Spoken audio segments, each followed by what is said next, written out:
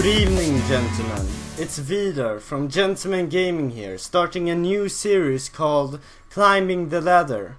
This series will be completely focused on solo queue, how you can play the game to improve as efficient as possible to climb the ladder.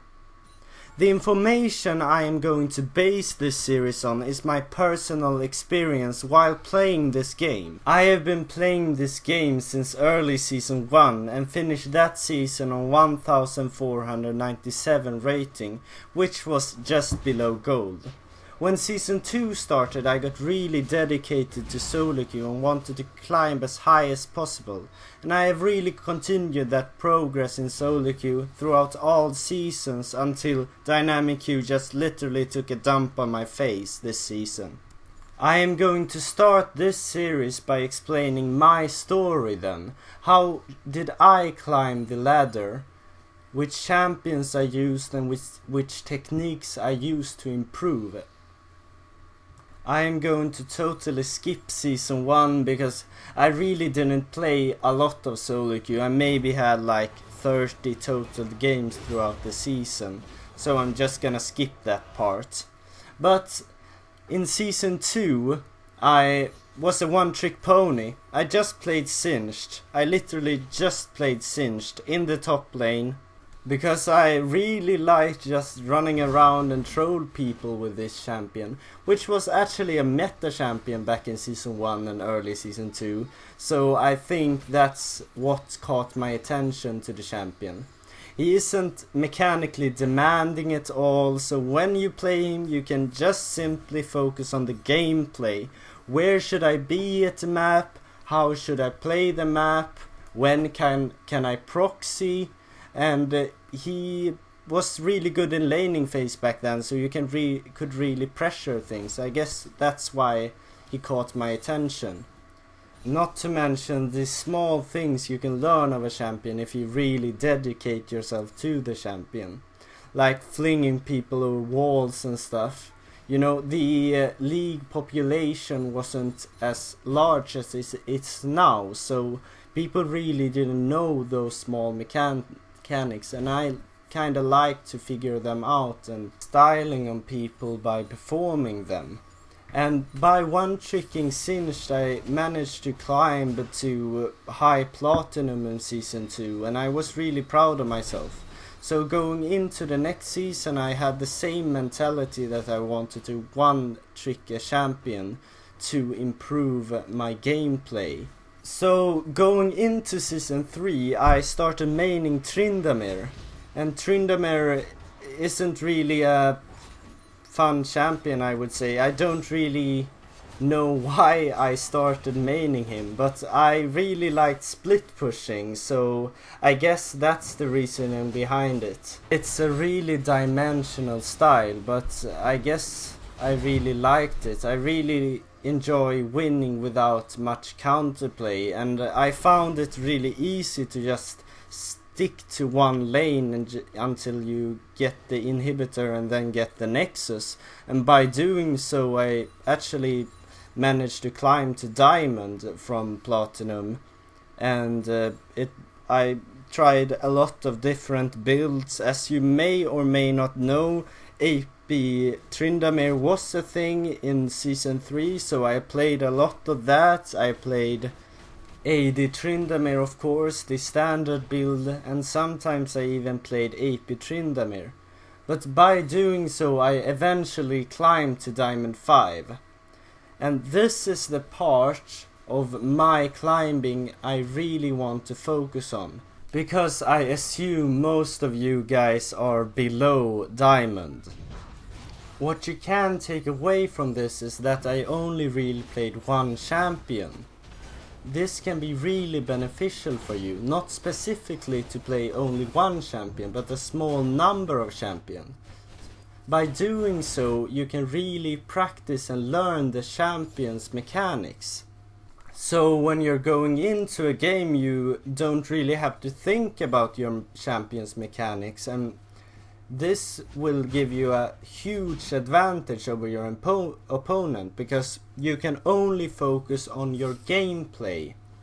what you should do on the map on a macro level, where you should be at what time in a game, and by doing so you will be able to improve much faster.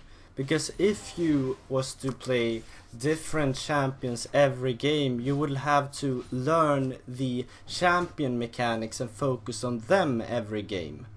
So by ignoring that part, you really have a huge advantage over your opponent. Let's move on from that chapter into Season 4. In Season 4 I played in Diamond, and by doing so I could really practice my mechanics. And when playing in Diamond I understood that it wasn't that good to one-trick Tryndamere anymore, and you couldn't really pick the same champion every game because people would abuse you in the same time as the meta really moved away from Tryndamere. He wasn't really good anymore. So in Season 4 I wasn't really a one-trick pony. I was kinda a one-trick pony. I only played 2 champions for the most part. When I got mid lane I played Kassadin, and when I got jungle I played Rengar, and from time to time I played Master G. But I was a mid lane main for the most part, and I played more mid laners than Kassadin, but when Kassadin was open I mostly picked him and played him. And by continuously only playing 2 or 3 champions I managed to get 60 LP Diamond 1 this season, which was about top 500 Europe West. Master tier didn't really exist until late Season 4. And once that came out I actually didn't manage to get Master tier at any point. But I still improved a lot. I mean, from Diamond 5 to Diamond 1 it's a huge difference in play, and I think I did so by just playing these 3 champions. And I really stand behind my theory that if you play few numbers of champions you can really master them and focus on improving your gameplay, and by doing so you will be able to climb a lot easier than if you was to play many champions. And let's move on to Season 5.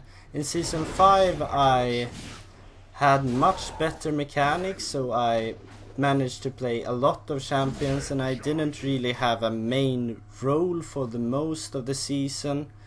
I was kind of a mid-jungle focused player still, but I played top lane from time to time, I played support even, I played AD carry. I played some AD carry, not much. And I was pretty stable around high diamond. I never really dropped out of it. I stayed in Diamond 2, Diamond 1 throughout the whole season, and I finished at Diamond 1. This season you could say I didn't improve, but I think I still did, because I learned to play many champions. I think I improved my mechanics a lot by doing so, and I also tried to learn all the roles.